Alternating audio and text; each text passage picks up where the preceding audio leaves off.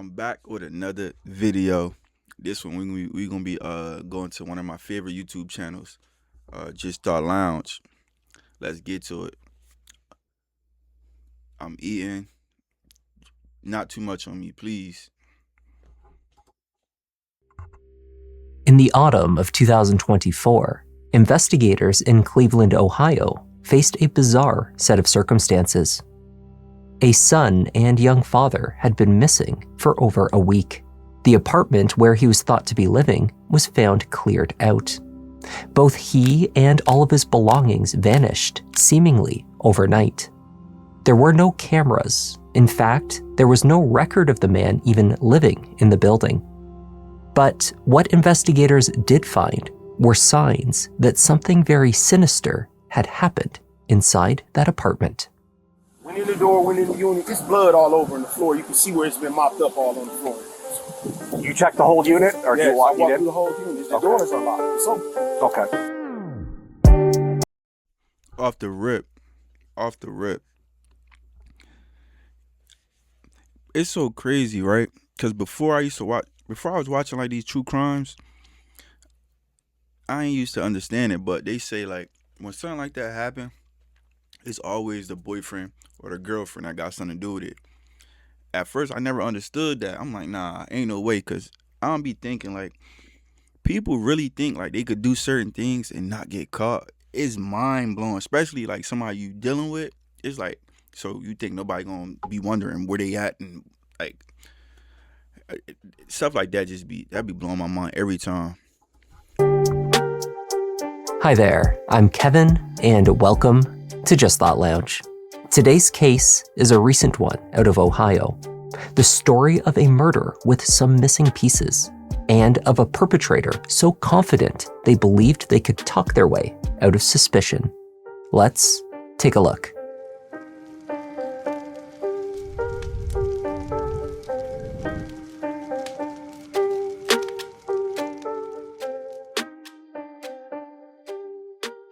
On November 8th, 2024, Sonia Calloway contacted the Cleveland PD to report that her 32-year-old son, George Cox, known as June, was missing. His last known communication had been in late October, after which his phone appeared to have been disconnected. Calls went straight to voicemail. George's father, George Cox Sr., spoke with his son most days. Deeply concerned, he had traveled to Ohio from Detroit to meet with detectives outside of an apartment building on Bosworth Avenue, his son's last known address. George Jr.'s phone location, shared with his father, last pinged near his building on October 19th, the last day anyone had heard from him. We went and talked to the people at the bar. He said he do have a camera that's facing his way and that they running the footage back from the date that we gave him. But then the guy said he about 99% sure on the 20th he saw a small U-Haul here, which was the next day after his last known location was here. George Sr. had already been into his son's apartment. The door was left unlocked. Inside, it had been cleared out. George, along with all of his belongings, had vanished.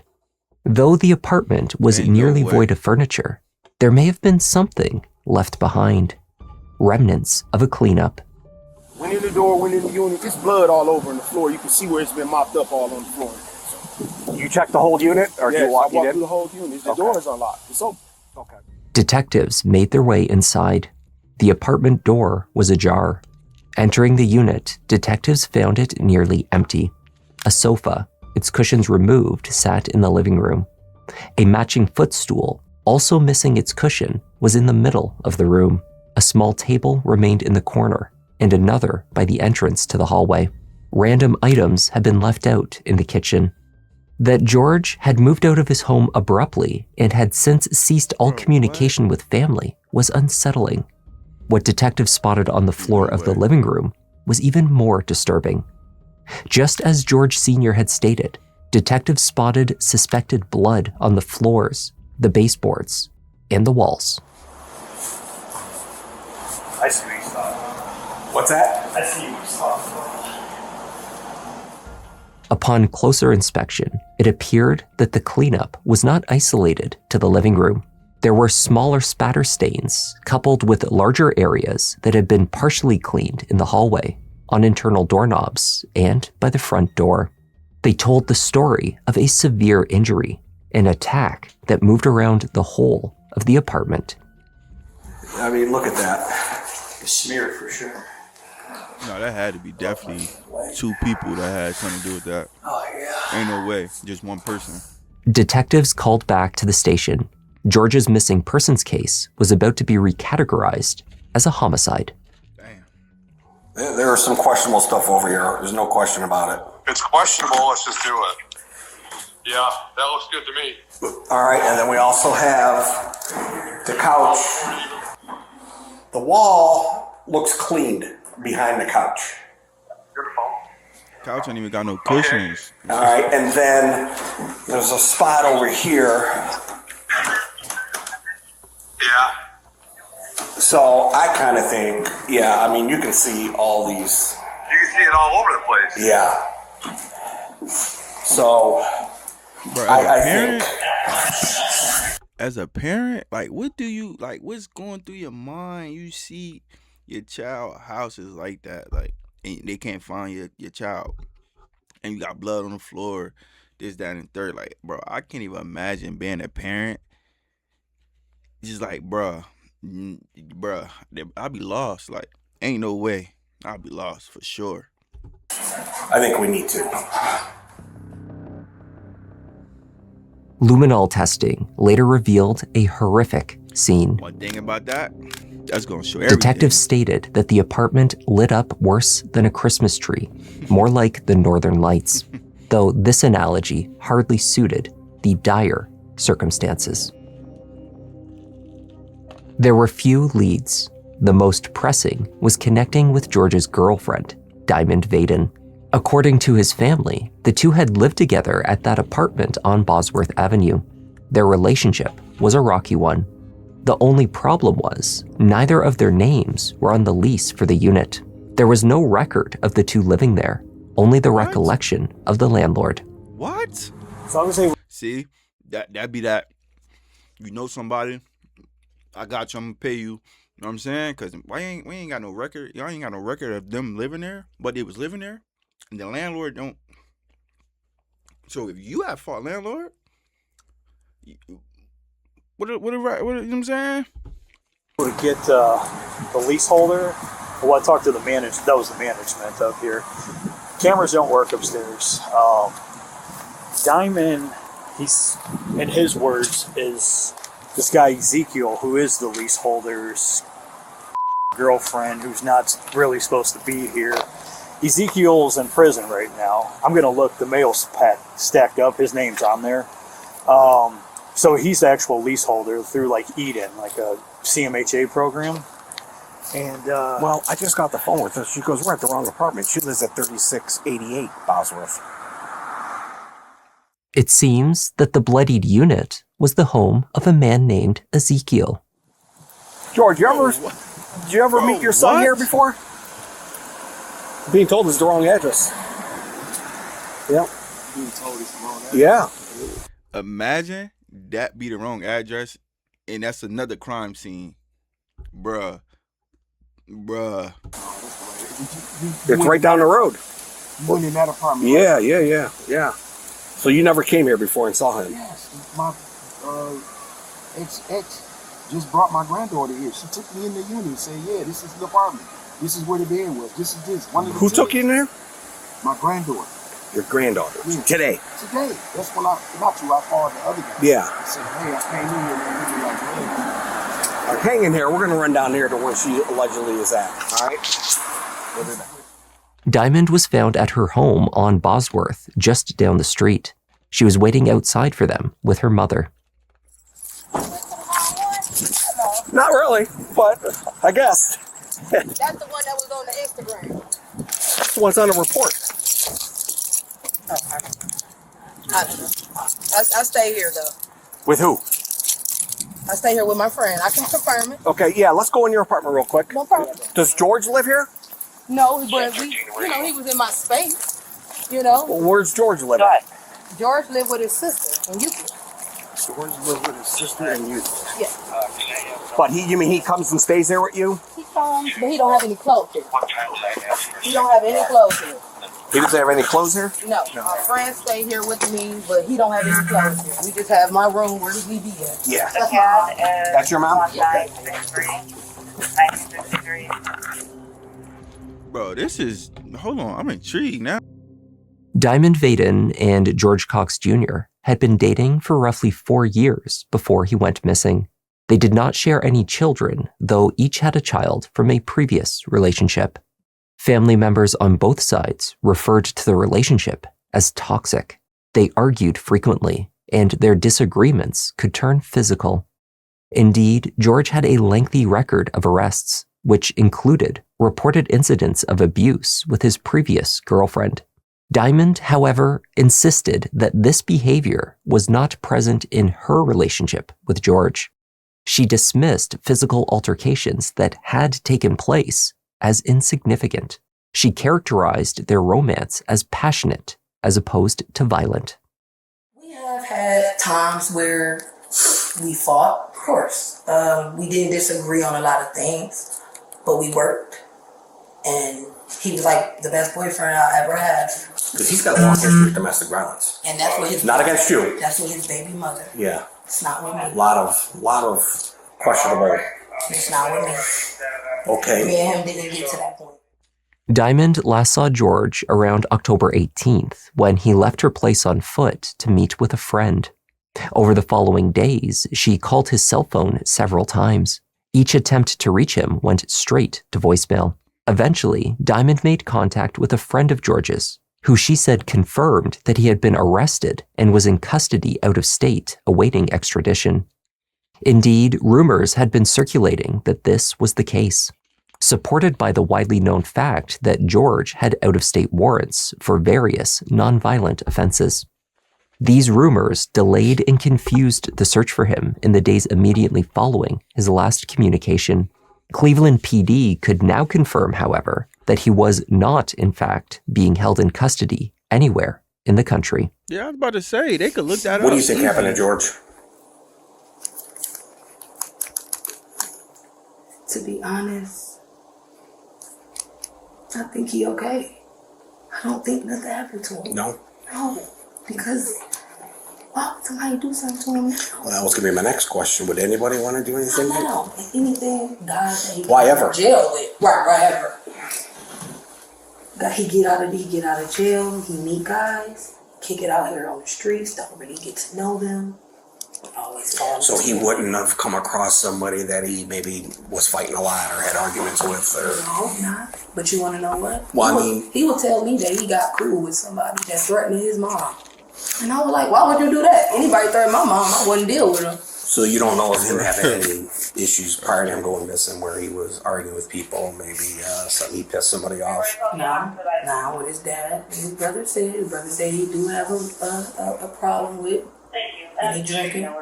You know, he do have a problem with police officer. When they arrest him, he's crazy. Okay, he gets into... She said his brother said he do got a problem with drinking. He do got a problem with police when he be arrested. Y'all been together for 4 years. What you mean his brother said? You would have seen some of that too. If y'all was together for 4 years. Ain't no way. So off that statement right there, how she just worded that, they on her. Arguments with people. When he's drinking. So he's a bad drunk. Even when he's irritated at the Wi-Fi, though. Yeah. He mad. Has George ever been diagnosed with any mental health issues? I'm not sure. I always thought my baby was just crazy in love for me. Yeah. Well, he might be. Don't rule it out. What about you? While Diamond downplayed George's behavior, her mother refused. She told detectives about George's temper and times in which he had lashed out and destroyed property. During one incident, she claimed that George had broken every window in her car. Once she met this guy, my daughter's life whole changed. She cut everybody out. It was just her and him. Yeah. Then it got to the point where she wanted to come over and see my grandson, but she had this dude with her. And I said, no, this guy would literally, because I wouldn't let her come to the house, he would come bust all my house windows out, bust all my car windows out. What you doing? And I just couldn't deal with her, and it hurt. What you doing with this guy? What she was doing with this guy, he was just toxic. I mean, in the beginning, it's not like that. You know what I'm He saying? was always toxic to us. It's always good in the beginning. The conversation with Diamond and her mother was potentially revealing of George's character. Detectives were left with questions relating to what kind of trouble George Cox Jr. could have found himself in, or what dangerous circumstances his temper had landed him in. Well, you know what? That's what I'm saying. This young man was doing all kind of Yeah. He was having gunfights. He was in the streets. He was jacking people. Yeah. He ain't obeying the law. He has no respect for authority. It's just awful. He had no respect for me. So I didn't understand how he cared for her. They was very toxic. Yeah. They fought. Yeah. They did. So They you fought. beat her up. Absolutely. There were also other considerations. First, that the landlord, a man named Joe Facino, who owned the building with the bloody apartment at 3644 Bosworth, claimed to know Diamond Vaden. He said, Why is his why is his house apartment bloody? Like, bro, yo, hold on. Let me hold that thought, matter of fact. that she had been living in apartment 201 with George. Diamond, conversely, insisted that she had never once even stepped foot inside the building. Oh, She did not know anyone okay. named Ezekiel and had no connection to the crime scene. There were no working cameras to contradict that claim. You sure you never been down there? No, I'm pretty sure. I'm sure. They know who you are. And they said you've been going in there after this guy was in jail. Well, who? George? Whoever owns that apartment, Oh, I don't know. Ezekiel owns that apartment. I don't know who Ezekiel is. But they said he's in jail and that you've been in and out of that apartment. And I have keys here. I don't have keys. I know. Yeah, it don't make sense. That's why I thought at first, I told my mom. You're not going down there to party? I'm not. I promise you. I'm not. Diamond explained that both 3644 and her building at 3688 were owned by the same person. The landlord simply confused the location where he had seen her, she said. Perhaps the landlord's claim that Diamond had been living in the apartment that was now an active crime scene could be explained away by a mistaken recollection. But what happened next set things straight. Only minutes following her interview with detectives, Diamond called Facino, the landlord. She connected with him while he was actively on the phone with the detectives who had just interviewed her. They were seeking to verify her story. She was looking to reinforce it. Facino promptly and covertly looped detectives into a three-way call. Listening in, they heard Diamond tell him a story about who he could say cleaned out apartment 201.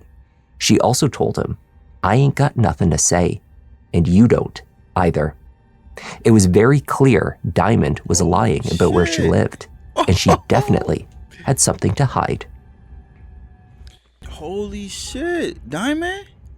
2 days after the discovery of the scene at 3644 Bosworth, Diamond Vaden was invited into the station for a formal interview. She ain't leaving that station. Watch. She ain't leaving that station free. Watch. This is our interview room, so. Yeah. Did you guys have lunch today? Water. Did you guys have lunch today? Hell no. In the intervening days, the crime scene had been processed. Tests showed that the luminol markings in the apartment were in fact blood.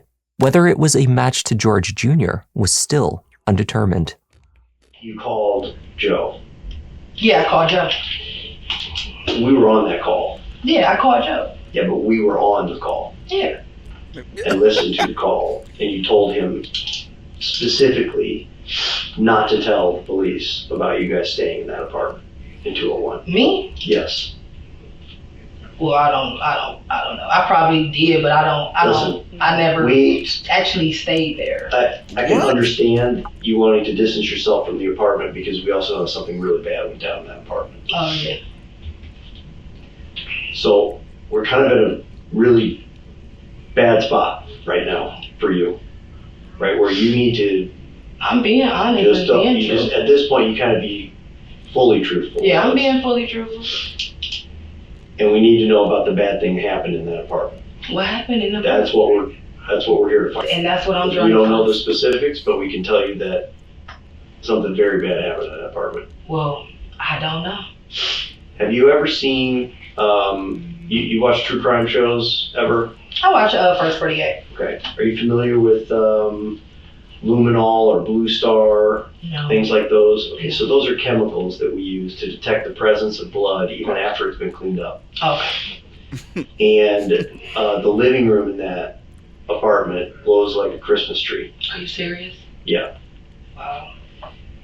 And that's an apartment that you've been very, very thoughtful about keeping your name away from. Well, I don't have any proof that I stayed there. You know what I'm saying? That was in my apartment. What we've done with that apartment is we collected swabs from everywhere. Okay. Okay, from door handles, bathroom fixtures, Of course. from closet doors, hallways, kitchen, appliances. Mhm. And we collect DNA from all of those places, right? Unquestionably, your DNA will come back to that apartment. Oh yeah. Well, we'll see. We'll see. We're gonna see. I mean, I'm going to tell you, when it does, and you've not been forthright about being in there, it's going to make you a number one suspect for anything that happened to Well, George. I'm ready for any results that you guys have because I've been truthful. If that wasn't the case, I wouldn't. The problem is you're not being truthful about staying in that apartment because we have a dozen witnesses that will say that you were staying in that apartment. Well, at the end of the day, witnesses is going to say what they think and what When they it's- know because when it's- they've seen us out there. Diamond, They've seen us. No. So basically, what she trying to do is right. She trying to play their game, but they serious, and she not really thinking that it's as serious as it is. Cause she like, so basically they like, we gonna do this, we gonna do the tests, this, that, and third.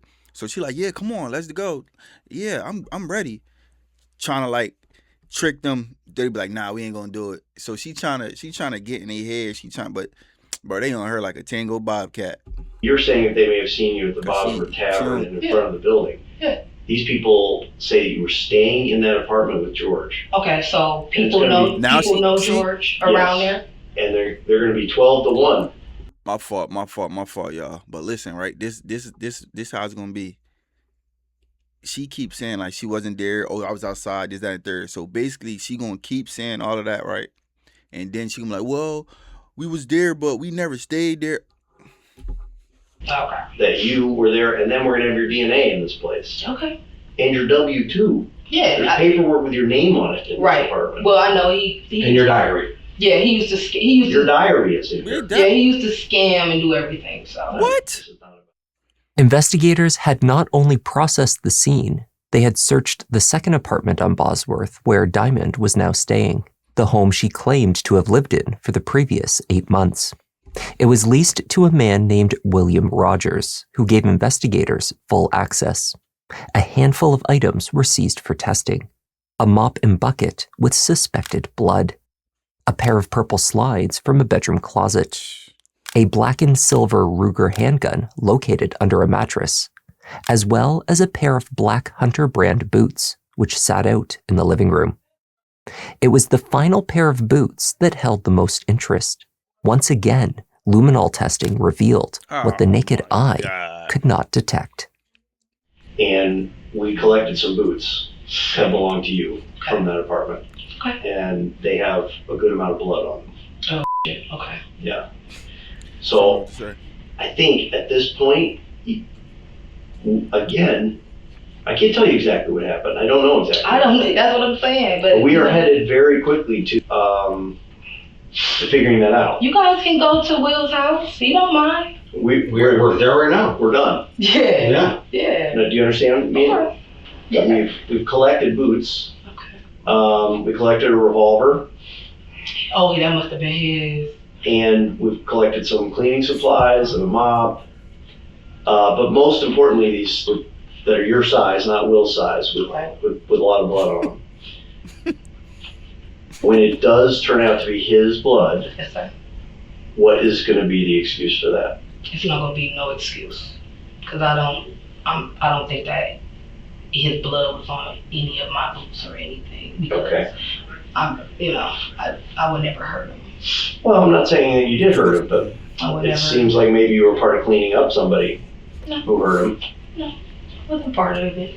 I haven't worn those boots in so long. I think the bottom line is here, there are just way too many things pointing to your involvement in this. Of course. That's how it is because I was close to him. No. It's not because you're close to him. It's because of all the things that we just pointed out to you. Oh, right. You've been lying to us about your association with that apartment. I never stayed there, though. Unfortunately, it's starting to look a lot like you had something to do with it. I did not. And I'm not telling you what it is that happened in that apartment, but I'm telling you that we know that something happened in that apartment, and we're getting very close to figuring it out. And you want to get ahead of that. Yes, of course. Diamond agreed to a buccal swab for DNA testing. She also agreed to hand over her cell phone for investigators to extract the data. On May 16, 2025, kayakers on the Huron River in Erie County caught sight of what appeared to be a human body, wrapped in a blanket, floating in the water. Wow. The Huron Fire Department was eventually able to recover the remains from this marsh area. It was a tough job because of the location where the body was at. It was roughly 1,000 feet from the State Route 2 bridge and had come to rest next to some vegetation. The body was wrapped in a bed sheet and had ropes tied around it, both near the feet and also near the waist area. Now, those bindings were not very tight, but again, the fact that there were ropes wrapped around it in a bed sheet, certainly could indicate that there was some foul play. It was pretty significantly decomposed. The coroner's office is able to tell us it's the body of a black male. They believe 20s to 30s, but that's kind of a rough estimate at this point. The body was recovered and sent to the Lucas County Coroner's Office for examination. Testing confirmed they had located George Cox Jr. Wow. The medical examiner wrote that the clandestine nature of the body's disposal suggested non-natural causes. Furthermore, the police investigation to that point indicated a violent death. Yet, with the time that had passed, the autopsy was limited. Both the cause and manner of death was ruled undetermined.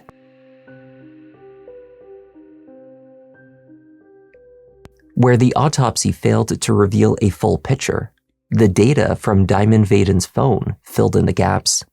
Though her searches had been deleted, her browsing history was nonetheless recovered. It told the story of George's murder. Bruh.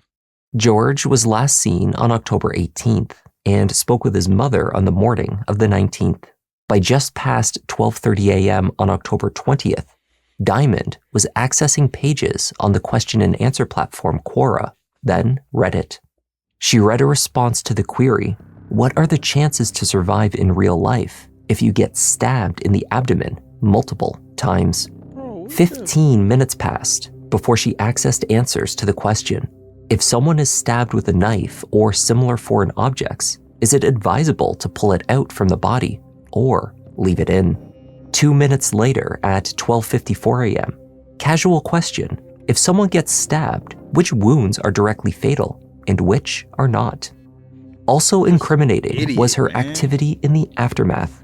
On November 6th, she twice accessed an article about a body found in a body of water.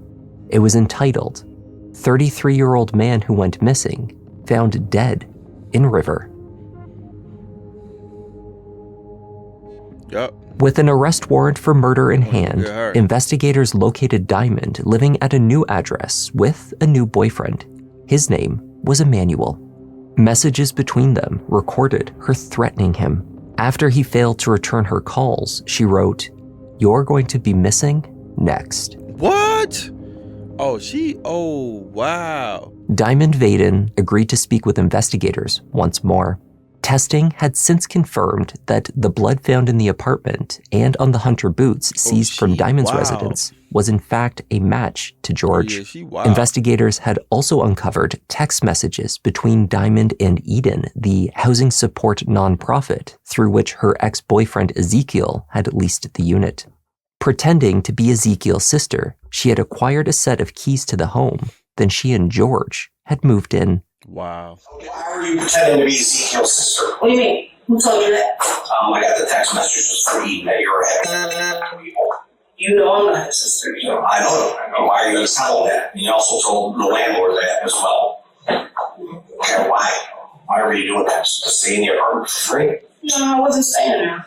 I was just trying to get an apartment. That's what I was saying to.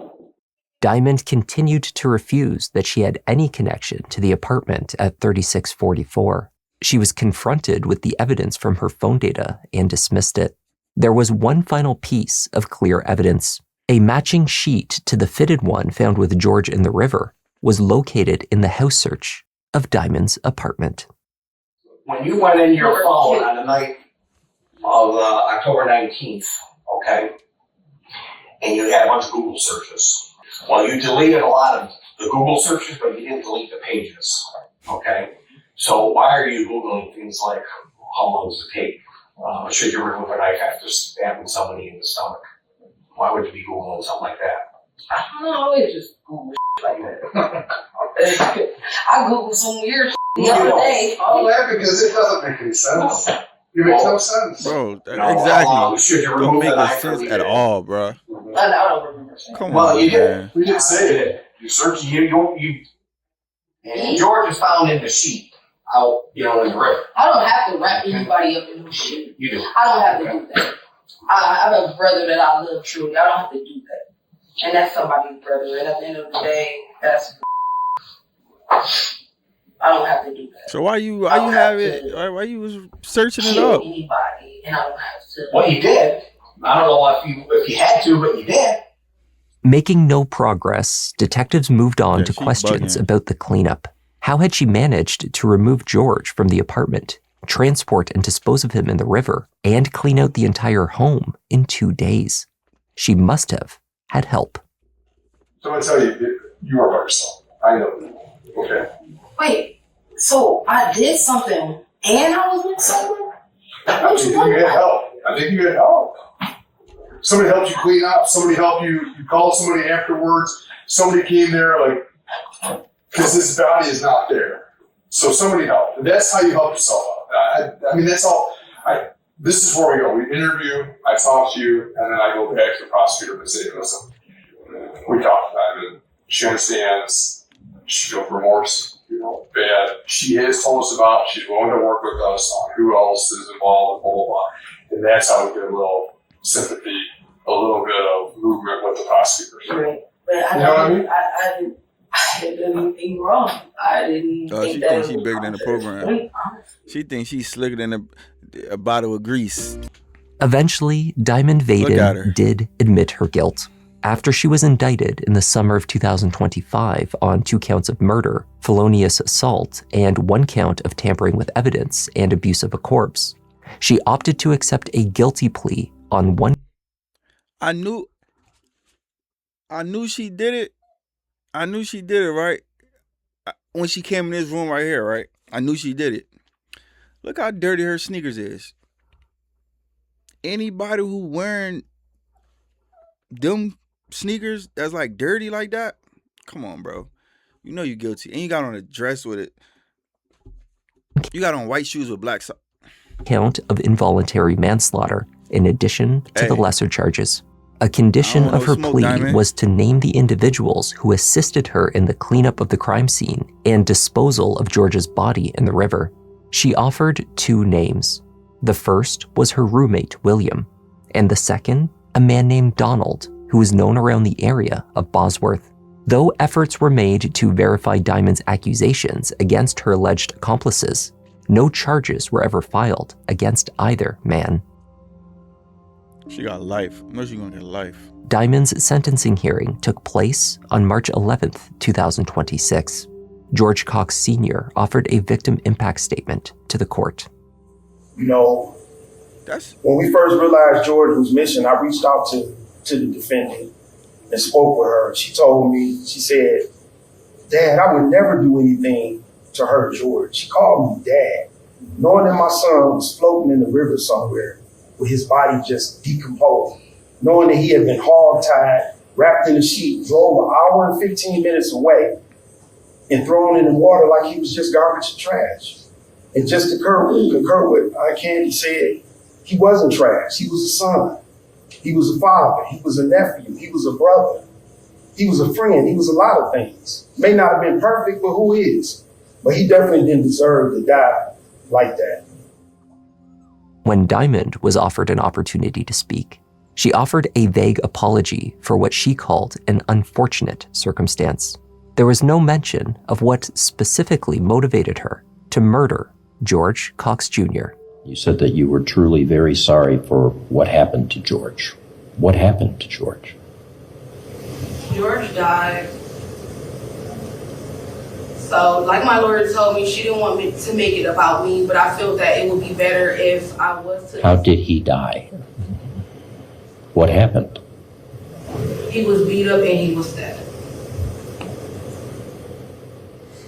By? By me. Asking if somebody was stabbed in the abdomen, how long it would take them to survive? Was he alive after you had stabbed him in the abdomen? Crazy, man. And he was bleeding out? That's crazy, bro. So you had an opportunity to call 911 on his behalf? The detective said that there's blood all over the house. Did he go to different areas of the house while he was bleeding? That's messed up, man. I know she got life. He just told me to save him, try to save him. And why didn't you? Save him? He's asking, he's bleeding out, there's blood all over the house. This has taken a long period of time. You've Google searched, how long does it take someone to die after being stabbed in the abdomen multiple times? Just panic. I panicked. Panic. You would rather have seen him die then than get help? This was your Google search, right? Yeah. How long does it take someone to die? Yes? Despite her confession, half-hearted apology, and claims of panic, the judge rejected leniency. He pointed to the callous searches made on her phone while George was dying, followed by her coordination with at least one accomplice to bind, transport, and dump his body. Her lies to family and police in the weeks that followed were interpreted as signs of her lacking any remorse. Diamond Vaden was sentenced to a minimum prison term of 19 years and 7 months. The maximum term she will serve is just over 25 years, followed by post-release supervision.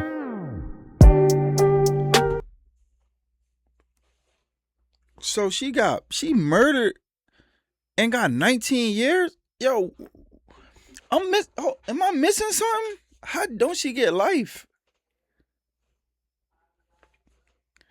The most she could do is 25 years.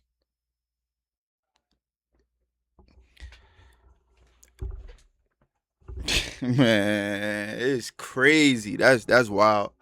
No words, no comment.